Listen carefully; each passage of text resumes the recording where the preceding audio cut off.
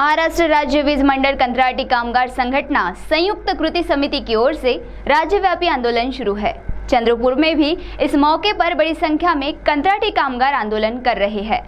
तो आइए सुनते हैं अपनी मांगों के संदर्भ में आंदोलनकारियों ने क्या कहा।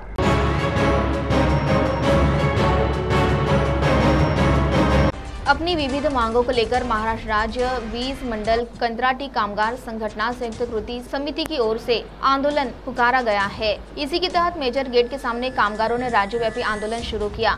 जब तक उनकी मांगे पूर्ण नहीं होती तब तक आंदोलन जारी रहने की बात इस समय कामगारों ने की। इस आंदोलन को समर्थन दर्शाते हुए समाज सेविका कुसुम उदार ने अपनी प्रतिक्रिया दी। मंडळ त्यामध्ये सर्व ठेकेदारी पद्धतीने जे कर्मचारी आहे त्यांना पगार मिळत नाही आणि पगार हा एवढ्या महागाई याच्यामध्ये आज सिलेंडर एक 1200 रुपये झालं। शाळेमध्ये मुलाला जर टाकतो म्हटलं तर शाळेमध्ये फी एक 50-50 हजार फी आहे। आज कर्मचारी इतकी महागाई वाढत असल्यानं आज त्या 5-10 हजारामध्ये पगार त्याचं कुटुंब चालेल कसं? आई वडील असते, बाकी घर किराये असते, तर ह्या कर्मचारी लोकांचं एकच म्हणणं आहे की आमची महागाई जे आहे पुढे आम्हाला पगार वाढ झाली पाहिजे, आम्हाला बोनस जे काही मिळाले पाहिजे आणि ज्या आमच्या मागण्या आणि 60 वर्षापर्यंत वय मर्यादा झाली पाहिजे। हे ठेकेदार लोक का करते, ह्या लोकांना काढून टाकते आणि दुसरे पुन्हा डोनेशन घेऊन दुसऱ्याला भरती करते आणि हे लोक बिचारे घरी राहते। तर यांच्या मागण्या जे आहे त्यांना पगार वाढला पाहिजे आणि त्यांचा जे पगारवाढीमध्ये त्यांना पूर्णपणे वेळ दिला पाहिजे। हे जर नाही झालं तर यांचा आंदोलन सुरूच राहणार आहे। यांचे पगारसुद्धा वाढले पाहिजे आणि यांना जो न्याय आहे हक्क तो मिळाला पाहिजे। आज इतके हे म्हणजे विद्युत महामंडळ एवढं भव्यशाली महाराष्ट्रामध्ये जगामध्ये पहिला नंबरचा आहे आणि तिथं जे आपले कंत्राटी कामगार करते त्याला जर जगण्यापुरता पगार जर मिळत नसेल तर मग त्यांचा नोकरी करण्यात काय अर्थ आहे? आणि हे लोक जर त्यांचा जाणं सूड घेत आहे, ह्या कर्मचारी लोकांना धमक्या देऊन त्यांना काहीतरी हे करून त्यांच्यावर अन्याय करत आहे, त्यांना काही त्यांचा प्रपंच भागत नसल्यामुळे त्यांनी वहीं इस संदर्भ में एक आंदोलनकारी ने भी इस संदर्भ में क्या जानकारी दी, आइए सुनते हैं। केळझरकर CTPS मध्ये कंत्राटी कामगार म्हणून कार्यरत आहे।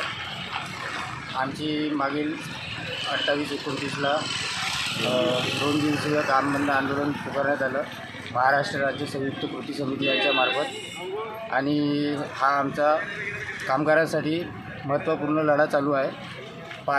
6वा टप्पा आहे कामगारांसाठी आणि आमचे जे मागण्या आहे जॉब सिक्युरिटी NMR पद्धत आणि 60 वर्षापर्यंत कंत्राटदार विरहित कंत्राटी कामगारांना न्याय मिळाला पाहिजे आणि जे काही वरच्या लेवलचे जे मुद्दे आहे ते आम्ही टप्प्याटप्प्याने मांडत आलेलो आहोत सरकारपुढे, पण शासनाने अजूनपर्यंत कामगारांच्या कुठलाही दखल घेतले नाही आहे। आम्ही कोविडच्या काळामध्ये एक महत्त्वपूर्ण योगदान दिलेलं आहे शासनाला, तरी पण शासनाने आमच्याकडे अजूनपर्यंत लक्ष दिलेलं नाही आहे आणि दिवसेंदिवस महागाई इतकी वाढत चालली आहे त्याच्यामुळे कामगारांचं जीवनमान खालवत चाललेलं आहे। त्यानुसार कामगारांना पगारवाढ मिळाली पाहिजे आणि जॉब सिक्युरिटी मिळालीच पाहिजे आणि NMR पद्धत जे जुन्या काळात लागू होती ती सुरळीत चालू राहिली पाहिजे आणि समोर जे काही ठेकेदारी पद्धत चालू आहे, आजकाल ठेकेदारांचंच वर्चस्व वाढत आहे। आम्हाला ते ठेकेदार नको आहेत, ठेकेदार विरहित कंत्राट आम्हाला लागू करायला पाहिजे। ह्या सर्व मुद्द्यांना घेऊन महाराष्ट्र राज्य संयुक्त कृती समितीच्या माध्यमातून हा 6वा टप्पा आहे राज्यव्यापी आंदोलनाचा। आज 5 तारखेपासून बेमुदत आंदोलनाला चांगला पाठिंबा मिळत आहे कामगारांकडून आणि हा लढा जर आमचा असाच चालू राहील, शासनाने याची दखल घ्यावी लवकरात लवकर, नाही तर मग हा आंदोलन उग्र होईल किंवा तीव्र होण्यात येईल। धन्यवाद। जय हिंद, जय महाराष्ट्र। CTV के लिए प्रतिनिधि वैभव यारकर की रिपोर्ट।